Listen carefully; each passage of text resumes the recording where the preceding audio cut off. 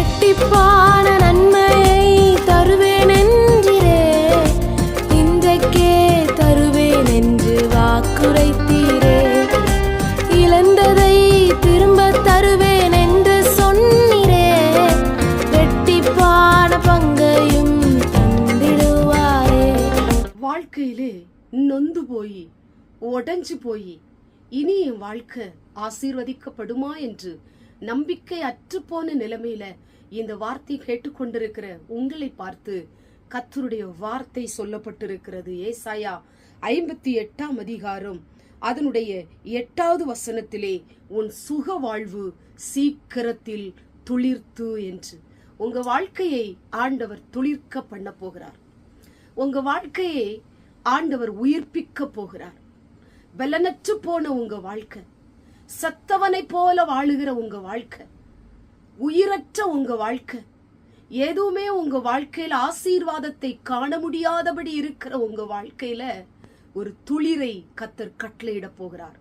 வாழ்க்கை பட்டு போனதா? வாழ்க்கை வறண்டு போனதா? வெட்டி போடப்பட்ட நிலைமையில நீங்கள் இருக்கிறீர்களா?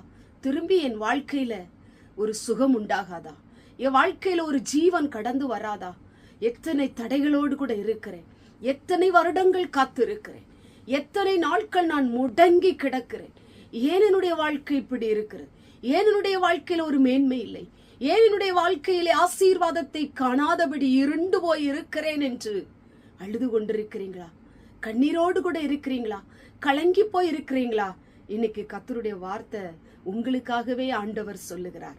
உன் சுக வாழ்வை நான் துளிர்க்க பண்ண போகிறேன். உன் வாழ்க்கையை நான் மேன்மைப்படுத்த போறேன். நீ வாழ்ந்திருக்கும்படி நான் செய்ய போகிறேன். உங்களுடைய பொருளாதாரத்துல எந்த ஆசீர்வாதம் இல்லையா? உன் தனிப்பட்ட வாழ்க்கையில எந்த ஆசீர்வாதம் இல்லையா? உன் தொழில்ல எந்த ஆசீர்வாதம் இல்லையா?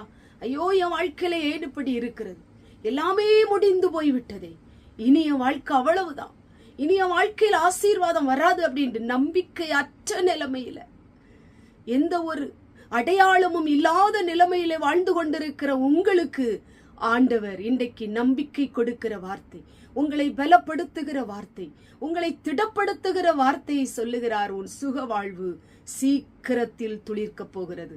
பட்டுப்போனதை செழிப்பாய் மாற்றுகிறவர், ஒன்றுமில்லாததை ஆண்டவர் உருவாக்கி கொடுக்கிறவர், வெட்டி போடப்பட்டதை மீண்டும் முளைப்பிக்கிற தெய்வம்.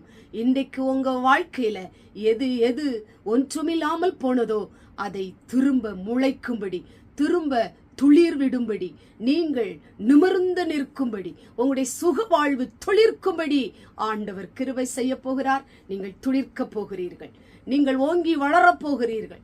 எந்த மனுஷன் நீ இனி ஒன்றுக்கும் பிரயோஜனம் இல்லை என்று சொல்லி உங்களை உதாசீனப்படுத்தினானோ அதே மனுஷனுடைய கண்கள் காணும்படி ஆண்டவர் உங்க வாழ்க்கையை துளிர்க்கும்படி கர்த்தர் செய்ய போகிறார். கண்களை மூடி ஜெபம் பண்ணுவோம். எங்கள் பரிசுத்தமுள்ள நல்ல பிதாவே, கேட்டதான வசனத்தின் மூலமாய் சுகவாழ்வு துளிர்க்கும் என்று வேதம் சொல்லப்பட்டது போல இருண்டு போன உம்முடைய பிள்ளைகளுடைய வாழ்க்கையில, நம்பிக்கையற்று போன செயலற்ற உம்முடைய பிள்ளைகளுடைய வாழ்க்கையில உம்முடைய சூரியனை உதிக்க பண்ணி ஆண்டவரே மக்கு தோத்த சுகவாழ்வை துளிர்க்கும்படி செய்ய போகிற தயவுக்காய் ஸ்தோத்திரம்.